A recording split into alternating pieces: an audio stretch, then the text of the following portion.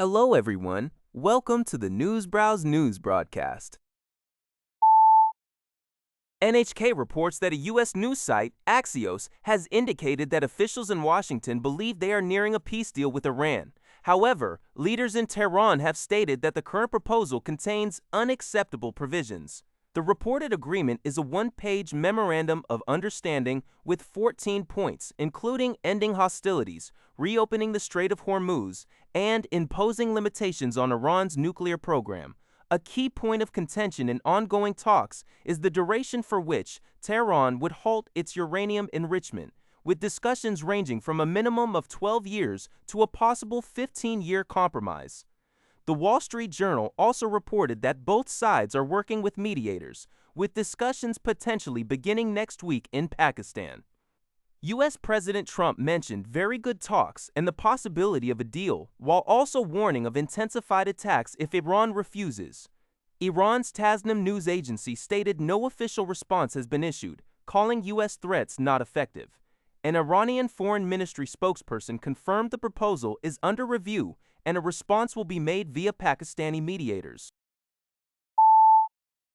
According to Thai Sounds, U.S. President Donald Trump announced on Wednesday, May 6, that Iran is seeking negotiations and hopes to reach an agreement. Speaking at a White House event, Trump stated, "We are dealing with people that very much want to make a deal, and we'll see if they can make one that's satisfactory to us." He added that the United States is making excellent progress in its dealings with Iran. Crucially, Trump also declared that the U.S. will obtain enriched uranium from Iran, telling a reporter, "We will get it." This comes as Iran confirmed on Wednesday that it is reviewing a new proposal from the U.S. Earlier reports suggested that Washington and Tehran were close to a one-page memorandum of understanding to end the Persian Gulf conflict, deferring complex issues like Iran's nuclear program. Trump's core objective regarding Iran has been to prevent Tehran from developing nuclear weapons. A May 2025 report by the International Atomic Energy Agency, IAEA, indicated that Iran then held over 400 kilograms of 60% highly enriched uranium. According to Linie Sideby Do-K, Bitsi Gastroboost about the Tactorations and Weed Tection, and the Raila that is nominated in the United States share a common objective: to remove all enriched uranium material from Iran and eliminate its uranium enrichment capabilities. Speaking at a Security Cabinet meeting, Netanyahu highlighted his close communication with U.S. President Donald Trump, mentioning almost daily phone calls and another scheduled for that evening. He emphasized Trump's belief in achieving this goal regardless of the circumstances. Following this declaration, Netanyahu confirmed that he had instructed the Israel Defense Forces and other security agencies to be ready for any situation.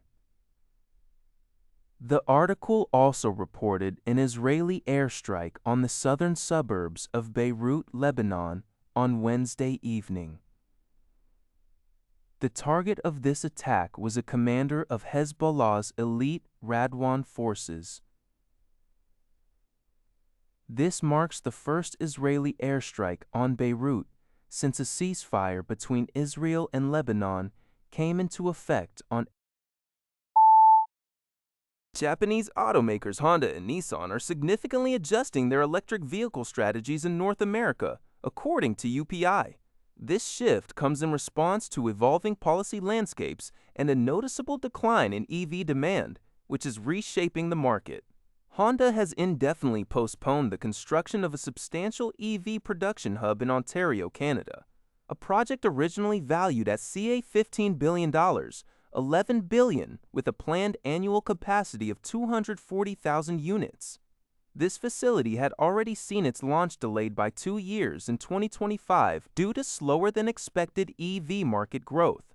Meanwhile, Nissan has abandoned its plans for U.S. EV production, choosing instead to concentrate on expanding its hybrid vehicle offerings.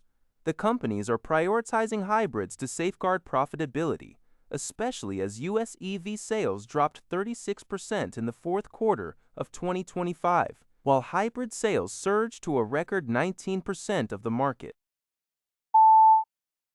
According to NHK, Japan and Turkey are strengthening their collaboration in defense equipment.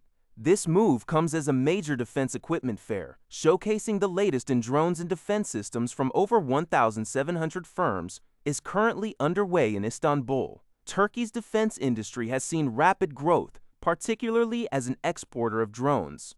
Building on an agreement reached last year to enhance defense cooperation, officials from both nations recently exchanged notes of agreement, formally committing to expand their partnership in this sector. Both Tokyo and Ankara anticipate that private sector companies from their respective countries will forge stronger ties through the joint development of defense equipment, with a specific focus on drones. Fukawa Hideki of Japan's Acquisition, Technology, and Logistics Agency emphasized Turkey's remarkable growth in the defense industry and expressed confidence that sharing expertise will lead to the creation of superior equipment.